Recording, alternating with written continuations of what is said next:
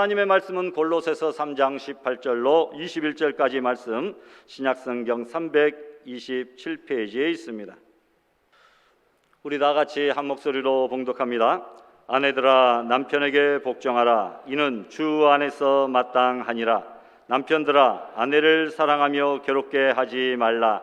자녀들아 모든 일에 부모에게 순종하라. 이는 주 안에서 기쁘게 하는 것이니라. 아비들아 너희 자녀를 노엽게 하지 말지니 낙심할까 함이라. 아멘.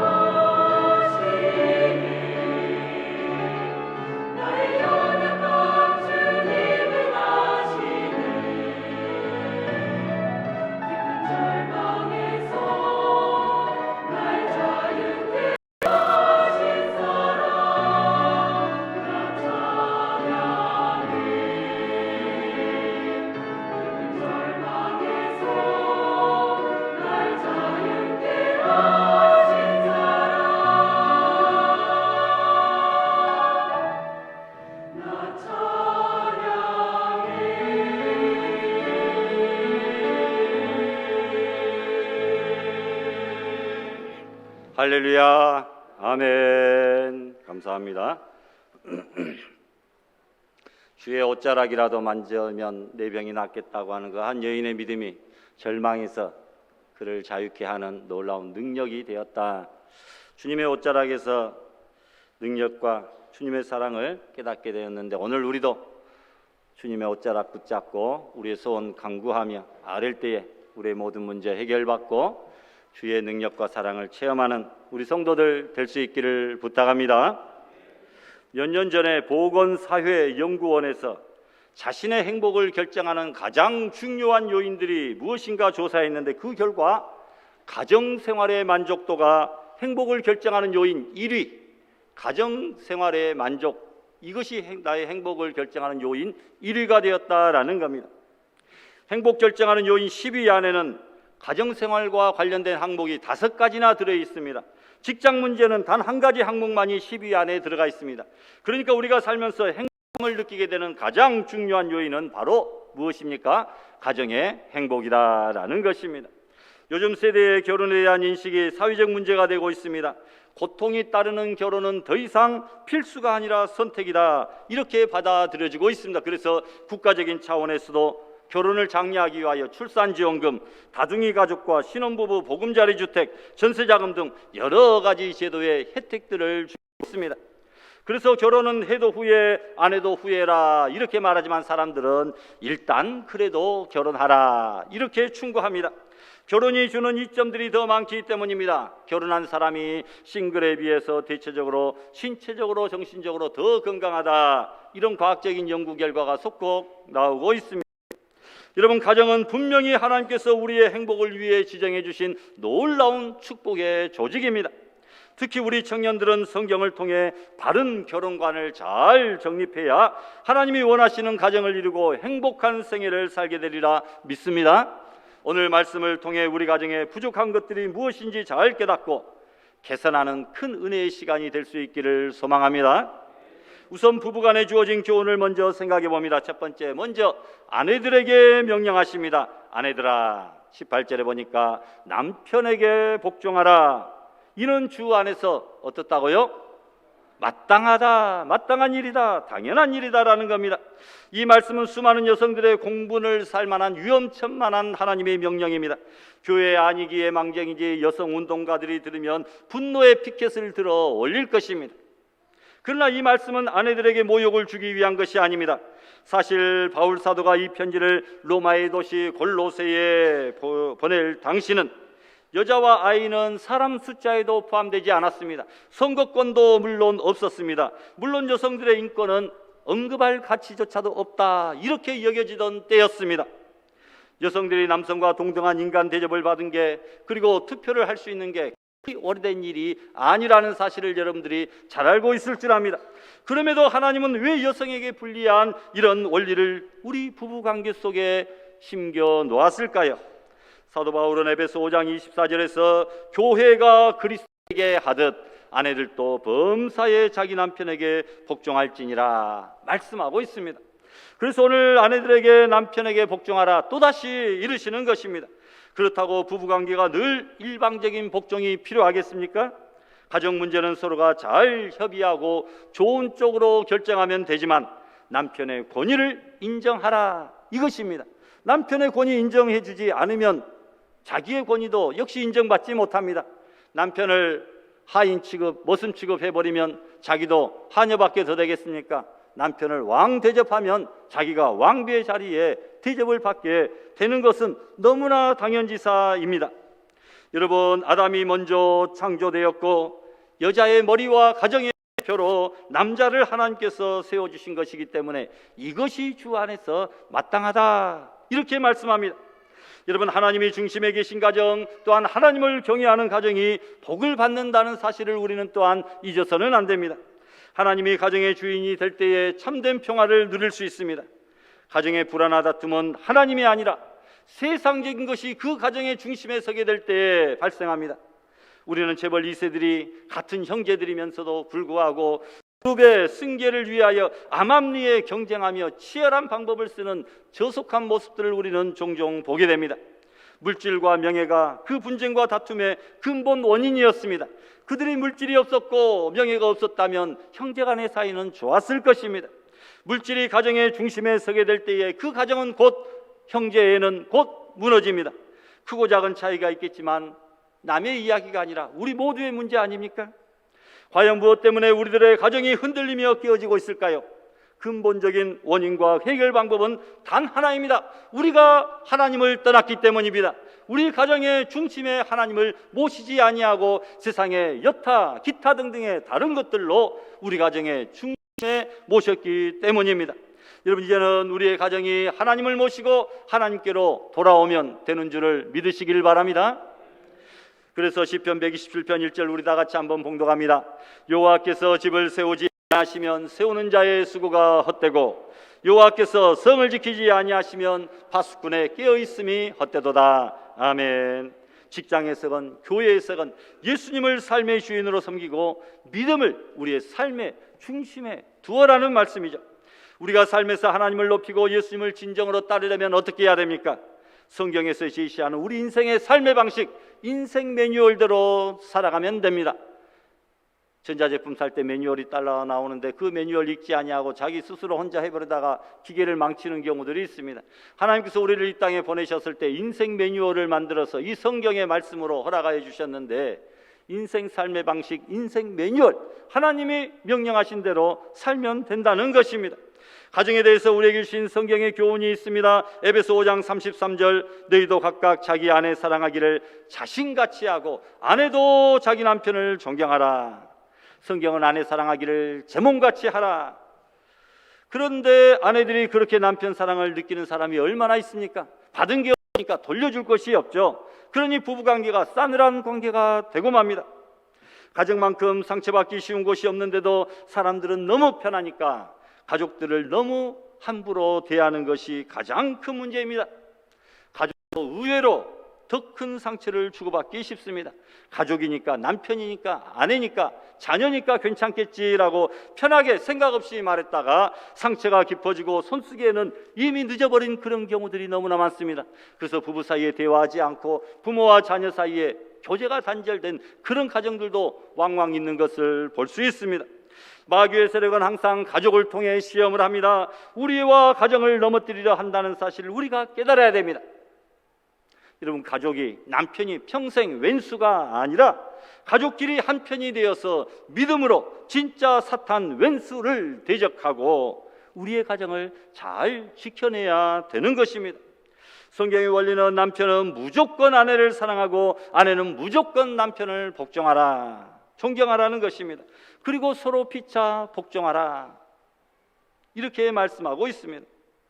깨어진 가정에는 서로에게 책임을 돌립니다. 부부는 당신 때문이라고 하고, 부모는 애들 때문이라고 하고, 애들은 부모 때문이라고 합니다. 또 상대방을 내 입맛대로 고치려 하고 통제하려고 합니다. 그런데 문제는 다른 사람이 아니라 바로 내 자신에게 있다고 하는 사실을 우리는 너무나 잘 알고 있습니다. 나만 고쳐서 변하게 되면 가정이 변하고 상대방이 변하고 직장과 일터와 우리 교회와 사회가 다 변하게 되어 있다는 것이죠. 결혼 전까지 써온 각자 인생의 단행본이 있는데 이것을 결혼할 때 수정판이나 개정판으로 바꾸려는 것이 문제입니다.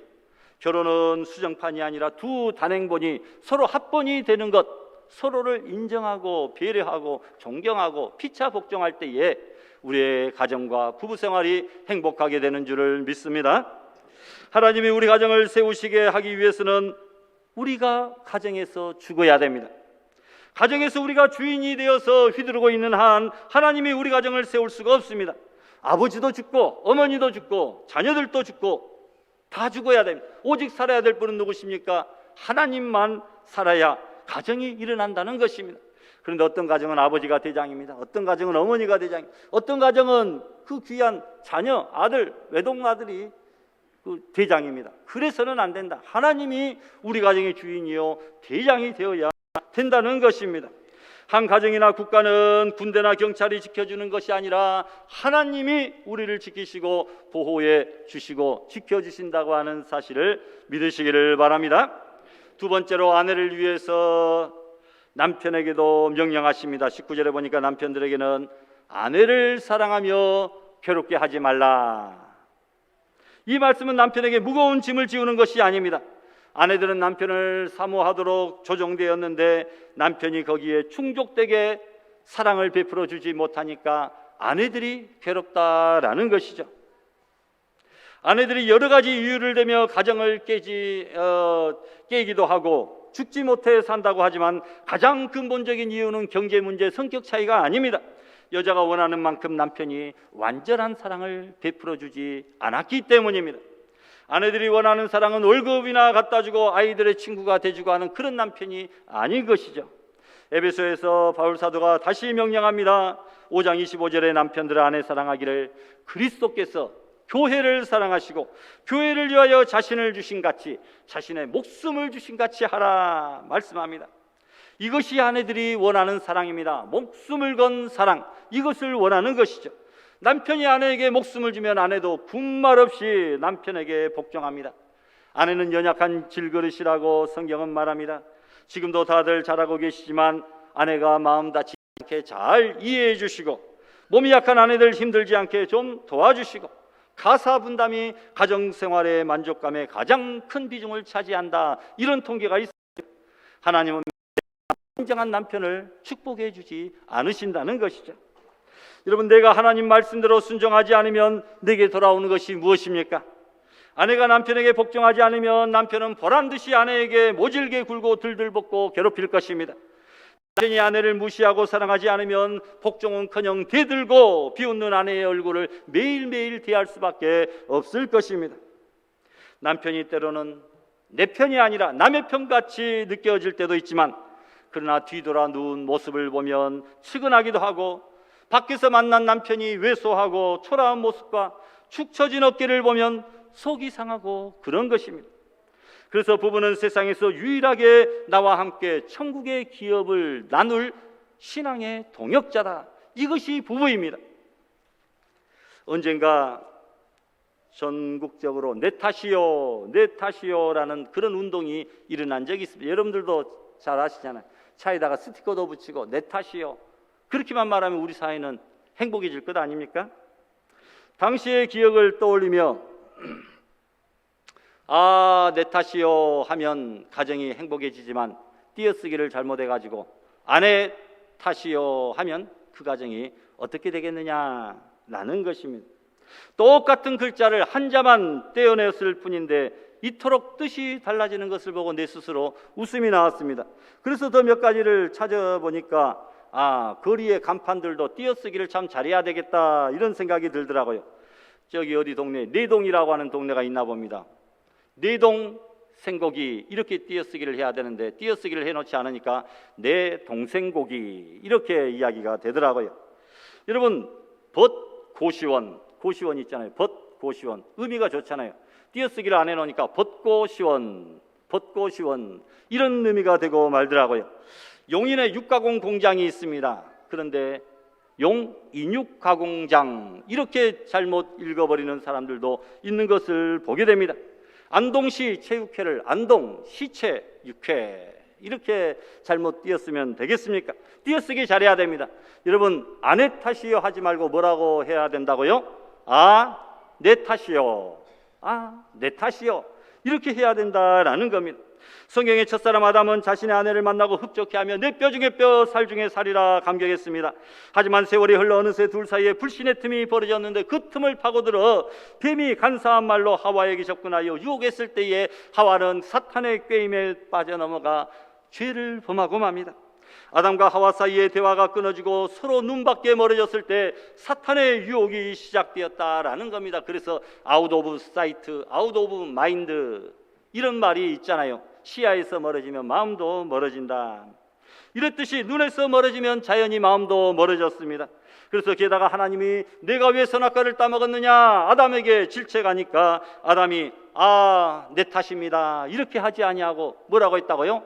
아내 탓입니다 이렇게 말했습니다. 하나님이 주셔서 나와 함께한 저 여자 때문에 그가 나에게 선악과 주어가지고 내가 먹었으므로 내가 무슨 잘못입니까? 이렇게 대답을 합니다.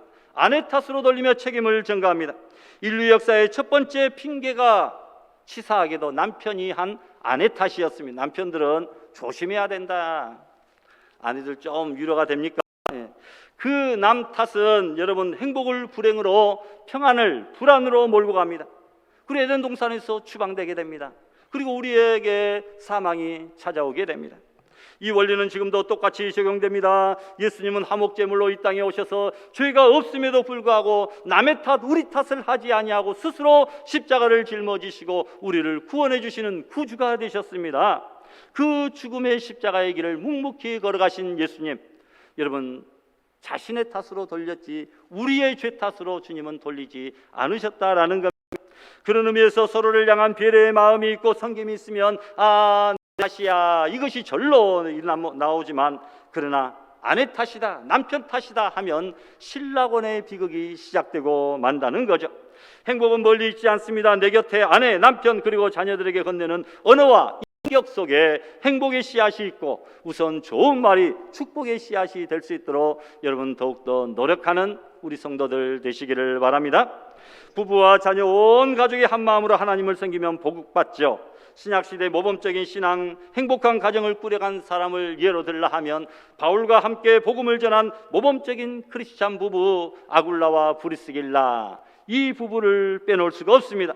성경에는 항상 두 사람의 이름이 짝을 이루어서 기록되어 있습니다. 아굴라 남편의 이름만, 브리스길라 아내의 이름만 따로 기록되지 아니하고 항상 아굴라와 브리스길라, 우리 가정으로 따지면 박승훈과 이재선, 우리 장로님으로 따지면 곽효석과 김명수, 이 두 사람이 항상 같이 붙어서 성경에 기록이 되어졌다. 부부의 이름이 모두 함께 기록된다는 것, 흔한 볼 수 있는 그런 표현 양식이 아니죠. 하나님의 말씀이 기록된 성경에 그들 부부의 이름이 함께 쓰여졌다는 것, 얼마나 복된 일인지 모릅니다. 우리 성도들 부부의 신앙생활이 교회의 속에서 오래오래 성도들의 입과 입을 통해서 전해질 수만 있다면 그것보다 더한 기쁨이 어디가 있겠습니까? 여러분, 우리 교회에 새벽 예배에 부부가 참석해서 기도하는 가정은 딱 한 가정밖에 없었어요. 이제 그 한 가정이 이 사랑하는 이창몬 집사님이 하나님 앞에 불려가심으로 이제 부부가 함께 새벽제단 쌓는 가정이 단 한 가정도 없습니다. 얼마나 귀합니까? 그러니까 이창범, 김덕정, 그 부부의 이름이 성경 속에 기록은 되어져 있지 않지만 우리 교회 역사 속에서 오래오래 성도들의 입과 입을 통해서 전해지고 있는데, 이것 또한 얼마나 큰 기쁨이고 얼마나 큰 감사한 일입니까? 아굴라와 브리스길라 가정은 신앙에서 잃지 않은 가정이었습니다. 오직 예수님을 구주로 모시고 사는 그리스도 중심의 가정이요, 교회 중심의 가정이요, 신앙 중심의 가정이었습니다. 어떤 어려움을 당할지 모르는 위험 가운데서도, 핍박 가운데서도 자기의 집을 교회의 집회 장소로 제공하는데 서로 의견 대립이 하나도 없었던 그런 가정이었습니다. 사도의 복음 증거와 안전을 위하여 자신들의 목숨이라도 내놓을 수 있는 그런 신앙을 가진 가정이 바로 아굴라 브리스길라 가정이었다. 부부가 하나같이 어쩌면 물불을 가리지 아니하고 하나님 앞에 열심과 충성을 다한 모범적인 신앙인이었다. 그래서 그들은 신앙 위주로, 복음 위주로 살았기 때문에 부부싸움이 없었습니다. 불평과 불만이 없었습니다. 언제가 감사가 넘치는 가정, 많은 아시아로 있는 교회로부터 칭찬과 칭송을 받는 그런 부부가 되었다는 것입니다. 바라기는 온 가족이, 그리고 두 부부가, 부모와 자녀가 하나님을 합심하여 섬김으로 우리도 이 복을 다 받아 누리시기를 축복합니다. 다음은 부모 자녀의 관계입니다. 세 번째로, 자녀들아 모든 일의 주 안에서 부모에게 순종하라, 이렇게 말합니다. 로마서 1장에 사형에 해당할 중죄 중에 부모 거역하는 죄가 들어갑니다. 신명기 21장 보니까 하나님의 백성 이스라엘은 율법을 통해 부모를 공경하지 않는 자는 돌로 쳐 죽이라고 했습니다. 말세가 되면 사람들은 부모를 더욱더 거역한다라고 성경은 기록하고 있습니다. 어릴 때부터 부모에게 잘 공경하고 자신의 죄사악된 고집들을 꺾어나갈 수 있도록 그 하나님과 부모의 권위에 순종하는 법을 가르쳐줘야 됩니다. 미숙한 어린아이들에게 너무나 많은 선택권을, 자율권을 주면 안 됩니다. 어릴 때부터 부모에게 순종하고 하나님 앞에 예배드리는 자녀로 키우지 않으면 그 자녀의 미래는 희망이 없다는 것입니다. 잠언 29장에 보니까 채찍과 꾸지람이 지혜를 준다. 임의로 가만히 내버려두면 그 자식은 결국은 어미를 욕되게, 부모를 욕되게 한다 말합니다. 눈에 보이는 부모에게 순종하지 않는 자녀가 어떻게 눈에 보이지 않는 하나님을 순종하고 공경하고 섬길 수 있겠습니까? 그런 자녀들은 하나같이 하나님의 축복의 유업을 받지 못한다고 말씀합니다. 자녀들을 사랑한다면 부모에게 순종하고 하나님을 잘 섬기는 자녀로 키우시기를 주님의 이름으로 부탁합니다. 마지막으로 부모들아, 아비들아, 이렇게 말합니다. 너희 자녀를 노엽게 하지 말라. 노엽게 하지 말라. 여러분, 아이들을 상담하다 보면 공통점들을 하나 발견한다고 합니다. 아이들에게 문제가 있는 것이 아니라 부모에게 문제가 있었구나. 부모에게 먼저 문제가 있다 보니까 그 아이에게도 문제가 있다라는 것입니다. 자식들을 위해 무한정 희생하고 사랑하고 베풀어줬는데 이게 무슨 말이냐, 어이없는 분들도 계실 줄 압니다. 백병원의 정신건강의학과 교수의 감정 전염에 대한 연구 보면 사람의 감정은 전염력을 갖고 있는데 즐겁고 따뜻한 감정보다 미워와 화를 내는 분노의 감정의 전염 속도가 15배나 빠르다. 사랑의 감정은 대충 지나가는데 막 화내고 짜증내고 욕하고 미워하는 이런 감정의 전달 속도는 15배나 빠르게 전염이 된다라는 겁니다. 부모가 불안해서 아이들에게 짜증을 내고 화를 내는 것이, 그것이 정서적으로 아이들에게 그렇게 좋지 않고 아이들도 그대로 전염이 되어서 똑같이 부모의 죄악된 악한 모습을 따를 수밖에 없다라고 생각합니다. 그런데 부모들은 자녀를 키울 때 부모의 자식 사랑이 완벽하다고 생각합니다. 그러나 죄성에 물든 부모의 자녀 사랑이 완벽할 리가 없죠. 여러분, 지나친 간섭과 즉흥적이고 과도한 훈육을 할 수 있습니다. 사랑한다는 표현 방법이긴 하지만 죄성에 물든 부모의 교육 방법이 잘 될 리가 없습니다. 여러분, 자녀들을 노엽게 해서 낙심시켜서는 안 됩니다. 유일한 해소 방법이 있는데 부모가 자신의 무능함과 부족함과 자녀들의 문제를 놓고 하나님 앞에 기도하면 됩니다. 그 부모가 기도하는 모습을 보면 자녀들도 부모가 우리를 위하여 이렇게 기도하는구나, 여러분, 그들도 깨닫게 된다라는 것입니다. 그래서 자녀를 노엽게 하지 말고 오직 주의 교훈과 훈계로 양육하라. 하나님의 말씀으로 잘 양육하고 하나님 앞에 기도드림으로 자녀들을 잘 키우시라, 그런 말입니다. 여러분, 하나님께서 가정을 세워주셔도 함께 누릴 자식이 없으면 허망한 일이죠. 시편 127편에 보니까 자식들은 여호와의 기업이요 태의 열매는 그의 상급이라 말씀합니다. 아름다운 가정을 세워서 자식들과 함께 누려야 된다라는 것입니다. 하나님께서 이 온 세상 만물을 창조하시고 자녀된 우리들을 만드시사 이 좋은 아름다운 자연을 우리와 함께 누리시고 천국에서 우리 자녀들과 함께 천국을 누리시기 위하여 우리에게 복을 주지 않으셨습니까? 여러분, 자식과 함께 이 아름다운 복을 우리가 온전히 누리며 하나님 아버지의 그 뜻을, 마음을 헤아려 볼 수 있기를 바랍니다. 말씀을 맺습니다. 하나님 앞에 세 종류의 가정을 이루어야 되겠죠. 내가 태어난 가정, 내가 결혼한 가정, 그리고 영적인 가정. 우리 교회 권속들이 영적인 가정입니다. 세 종류의 탄생은 무엇이겠습니까? 육신의 탄생이 있습니다. 그리고 예수님 믿고 믿음으로 중생되는 영적인 탄생이 있습니다. 그리고 예수님의 장성한 분량까지 다다르려고 하는 인격적인 탄생. 이 세 가지의 가정과 탄생을 우리가 경험해야 됩니다. 아직이라고 한다면 빨리 이 경험을 해야 된다는 것입니다. 여러분, 하나님의 복된 가정을 이루시고 좋은 아비로서, 좋은 자녀로서, 좋은 아내로서, 좋은 남편으로서 우리가 가정 복음화를 하며 하나님이 맡겨주신 가정 행복마당에서 더욱더 즐거워하며 감사하는 복된 성도들이 다 될 수 있기를 주님의 이름으로 축원합니다.